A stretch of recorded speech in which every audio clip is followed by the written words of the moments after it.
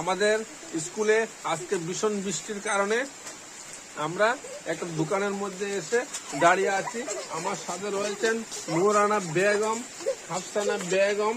আর আমাদের ঘরের মধ্যে সবচেয়ে বড় সমস্যা কি জানো, আমাদের ঘরের মধ্যে আয়নাটা একটু পাটা সাটা ছিল, তাই আমরা লিপস্টিক বরাবর মুখের মধ্যে দিতে পারিনি।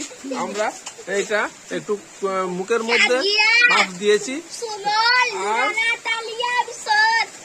মুখের মধ্যে একটু হাফ লিপস্টিক দিয়েছি। মুখের মধ্যে দেওয়ার পরে দেখি মুখটা তেমন সুন্দর হয়নি, তাই আমরা কি করলাম, চেয়ে দেখলাম আয়নার মধ্যে, চোখের মধ্যে আর একটু লাগিয়ে দিলাম। এখন দেখছি অনেকটা বানাচ্ছে, কিন্তু সবচেয়ে বড় দুঃখের কথা হলো কি জানো, এই যে ভীষণ বৃষ্টির কারণে আমাদের মুখের পাউডার সবগুলো উল্টা পাল্টা হয়ে গেছে।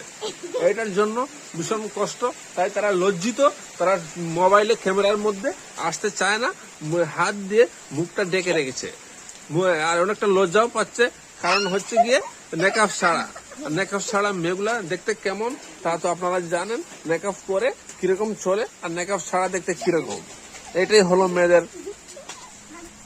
আর এটা হলো একটু একটু সুন্দর পুড়ে আছে, এটা মেকআপ না দিলেও ঠিক আছে। আর এই মেয়েটার মেকআপটা দিয়েছিল, সবটা চলে গেল, এটা তো চলে গেল।